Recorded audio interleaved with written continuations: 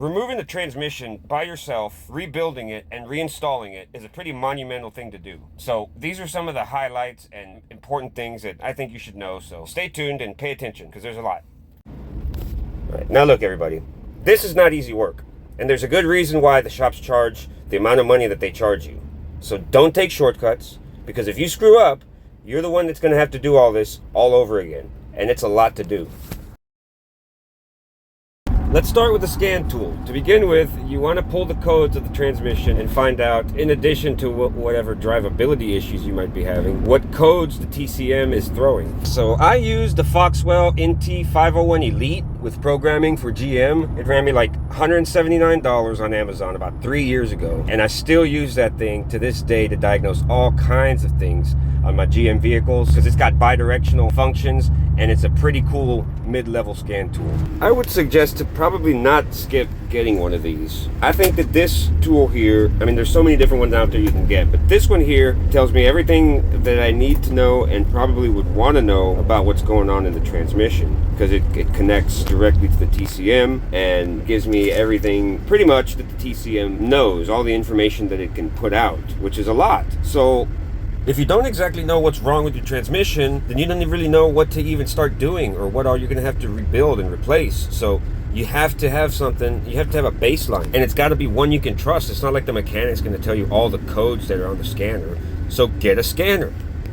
And all of my codes were all related to solenoids being either stuck on or stuck off. But if you have other issues relating to like electrical issues, you could have TEHCM problems.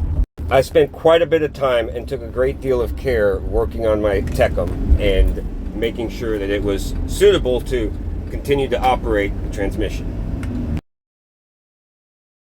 Usually what happens, if you know how to drive, is the torque converter fails after so many miles. It starts to come apart, and then it develops these metal shavings that will destroy your transmission. And this is the most common thing. Now, there's many other things that can happen, but more than likely, you're going to need a new torque converter, so you should buy one. And I wouldn't suggest getting a GM one, because that's why the first one messed up. But I got mine from TranStar Industries in Houston. And some of you might want to get a high stall speed torque converter. And that's fine. You can do whatever you want.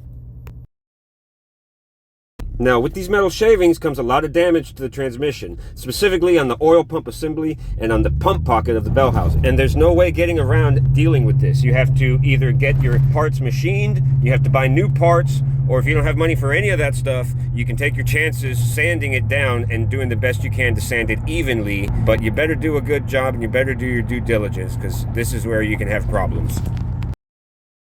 Now, I would suggest to get all the metal shavings out. Take it completely apart, flush every little piece out, flush every component out, flush every gear set, every piston, every channel, every port, everything. Don't leave any metal behind to get sucked into the pump and sucked into your pump pocket to scar up your brand new parts.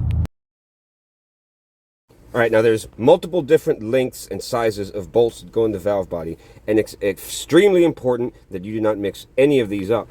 I took Ziploc baggies and a Sharpie, and I labeled the different bolts as they came off so that I didn't get them confused. I had quart-sized Ziploc baggies and gallon-sized Ziploc baggies. Because what will end up happening is you can put the wrong screws inside the side of the TEHCM going into the valve body, and you can actually go right through the aluminum casting and destroy your valve body. So you're going to want to get new Checkballs. The Checkballs have a diameter of 1/4 inch or 0.25. The ones that wear out, they actually shrink, and you'll definitely notice that one is smaller than the rest of them, or maybe 2 of them. Just replace all 7 of them. They're cheap. They're like a couple bucks each. You should also check the valve body spacer plate, because you're going to have 7 different locations where the Checkballs make contact with the plate, and you want to measure and make sure that they haven't been wallered out, because the balls do that sometimes. I didn't experience this, but it's worth checking. Mine turned out to not have it anywhere on any of them. They all measured to be 0.17 of an inch. If you're anywhere near the Southeast Texas region, you probably have to go to Houston to get your transmission parts if you want them the same day anyways. And if you go to Houston, you should go to this place. It's called Excel Supply, and it's on the north side of Houston, and it's the best place to get your transmission parts. I found them very competitive with TranStar down in Houston. Some things they had even cheaper than TranStar, and they'll have individual things, like I bought one clutch disc from them but they have everything for transmission. So go to XL Supply. They're at 10778 Vinecrest Drive in 77086. I found that I myself was able to do the entire job with creating and using only one tool. And while it might not have been the easiest thing to use, it did save me probably a few $100s. But whether you make your own tool or you buy the tools, you're gonna have to have something to compress these pistons and to be able to compress the spring to get the sprag out. You know, looking back on it, I wish that I would have been able to have one of those stands that would hold the transmission, that the transmission would be able to rotate on. That would have made life so much easier, because it's very difficult wrestling with this transmission while you're trying to do things like remove the large snap ring, or, you know, even just clean it or work with it. So I would suggest get one of these if you want it to be easier. I would have definitely looked for one of these, even if I had to sell it afterwards.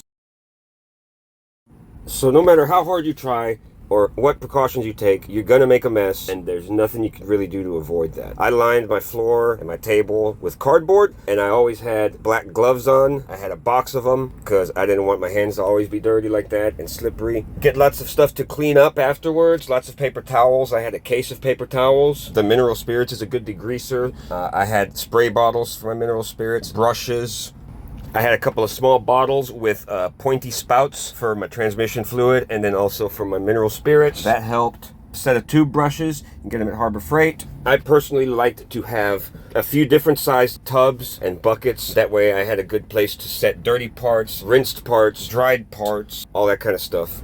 And then also a little organizing tray, or a couple of organizing trays actually, for when you're rebuilding the valve body and inspecting the valves, and also for all the different bolts and screws that you're going to be using. And the last thing I'm going to talk about, probably one of the most important things to understand, and this is where I went wrong the first time I rebuilt my transmission, and I think this is why it failed after I rebuilt it, is the thrust bearings and their locations, and making sure that all that goes back correctly is extremely important. It's also important to know that everything cannot be tight from the end of the engine to the end of the output shaft. There's got to be like an eighth, quarter inch, or 3/8 of an inch of play in there. Maybe not 3/8, that's probably quite a bit. Probably an eighth of an inch to a quarter inch between the flex plate and the torque converter studs. I think the first time I rebuilt my transmission and I was installing the torque converter, I didn't know that. And I put the torque converter in there tight. I shimmed it with washers behind the flex plate, and it was tight. And I know this because when I took the transmission apart, the thrust bearing was destroyed. It was mangled. And it had come apart, and it got in the front planetary gear set, and it destroyed my gear set. And that's why my transmission failed the second time. This was the first transmission I rebuilt back in 2017 on my older Suburban. So it was a 4L60E. Good luck, everybody. Hopefully the information you got here helps. And if you have any questions, or if there's anything I can help you with, just feel free to comment and reach out to me. See you later.